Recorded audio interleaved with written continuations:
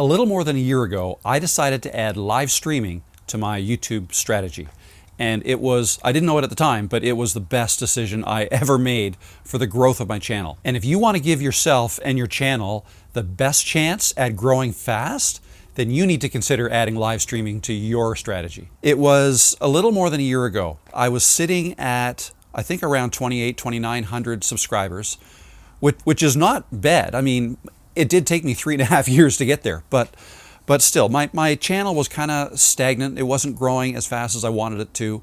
So I revamped my whole strategy. I decided to post 2 to 3 videos every single week, new videos to my channel.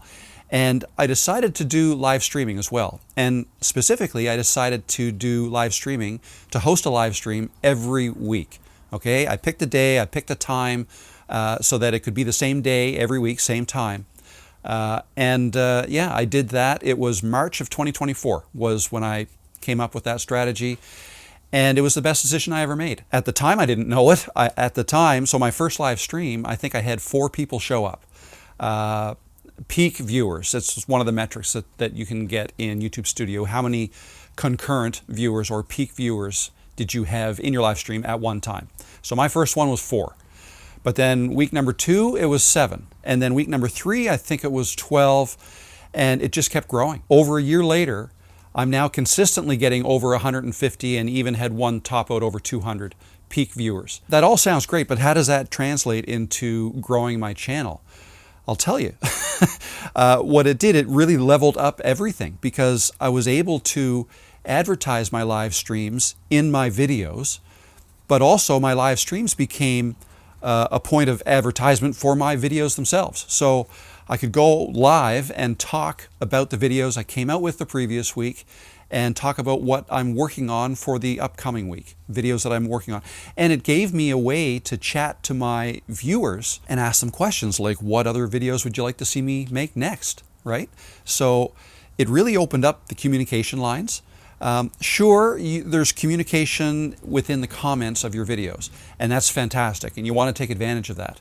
You want to get people to ask you questions in the comments. You want to ask your viewers questions and get them to answer you in the comments, and then answer any questions that are posed to you by your viewers. So that's great two-way communication. But when you add live streaming to the mix, and people who enjoy your videos now have another way to connect with you, that's just a whole nother level. Like that,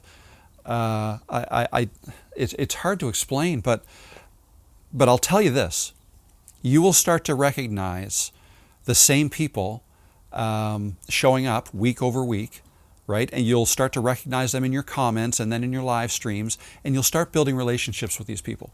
And it's amazing. I've built a ton of relationships with you, and I love it. But how does that translate into growing a channel? Well, quite simply, I guess if you peel the curtain way back and get right down to it, watch hours is the number one thing. As you grow your live streaming week over week, the amount of hours that you can accumulate is crazy. It's what put me over the top and finally got me monetized. Okay, the number of watch hours. And now I'm getting regularly 300, 400, 500 hours every time I go live. It's just amazing. So if you're struggling with getting the watch hours you need to get monetized, live streaming is it. So aside from the growth and leveling up your channel, it'll put you over the hump in terms of the watch hours you need to get monetized. So what are some of the common fears about going live? I experienced them all.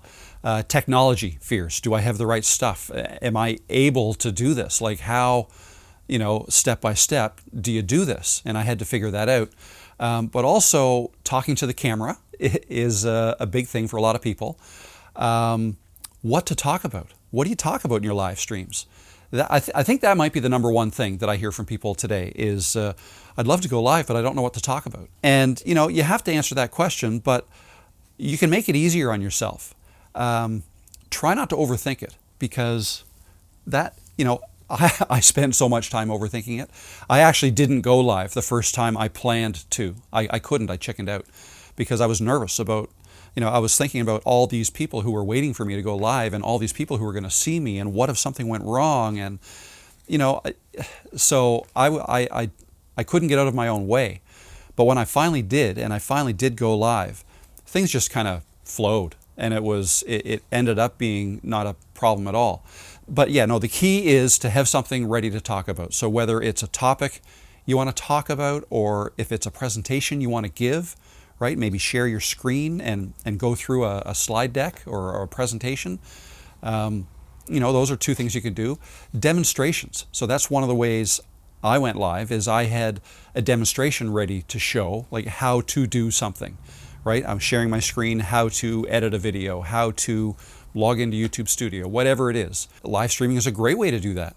And a nice side benefit is, you see, when you do a live stream, at the end of that, a live stream becomes a video on demand, or a VOD.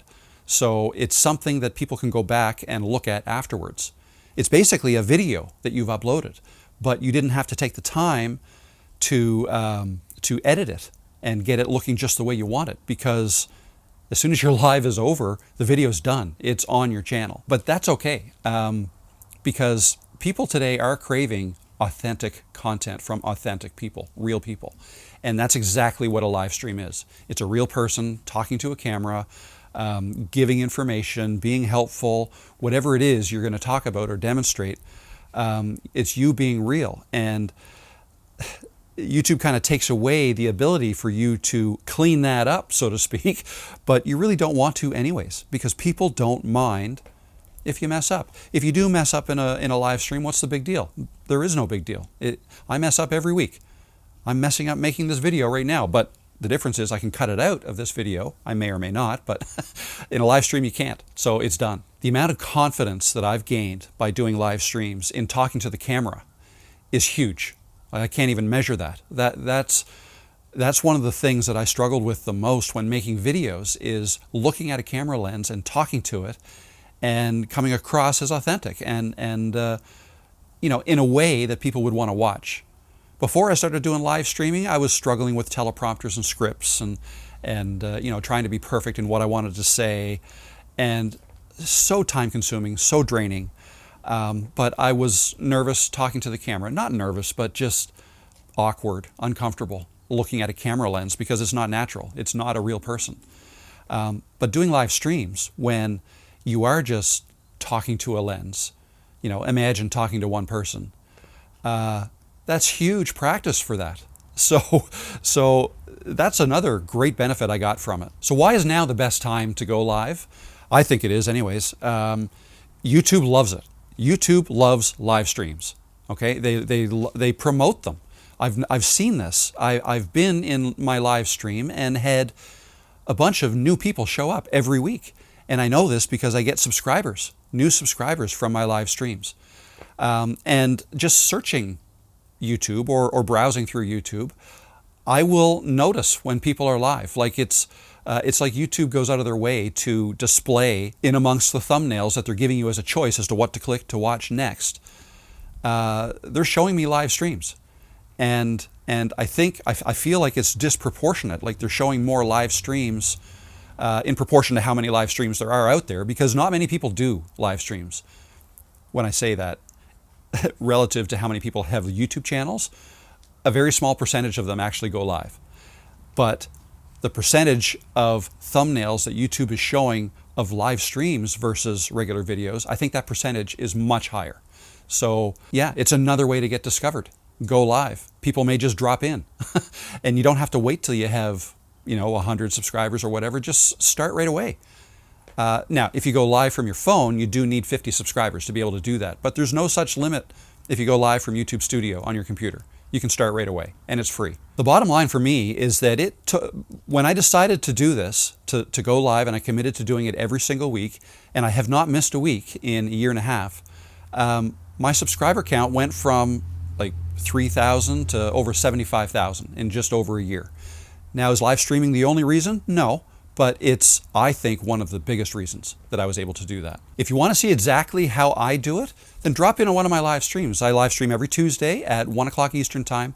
And in fact, I just made a full course that walks through everything that I do. Not just everything that I do, but it's like a beginner's course And it starts at the very beginning, how to go live on your phone, then how to go live from YouTube Studio, how to go live from Ecamm Live, how to add other monitors, other cameras, a stream deck, all the things. So I've made a course that covers all of that, and it's actually available now at a special price for pre-order for founding members. It includes 6 months of live support, special live streams basically hosted by me, and it also gives you a ticket to a special event, a special pre-order live event, and that'll be August 28th, and there's a link below if you want to learn more. So I highly recommend you consider doing live streams, adding live streams to your YouTube strategy if you want to grow your channel.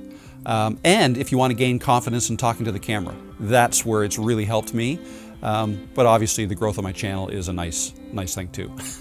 So if you're new here, welcome. My name is Rob. It's nice to meet you. And if you are returning, welcome back. Yeah, thanks for watching this video, and I'll see you in the next one.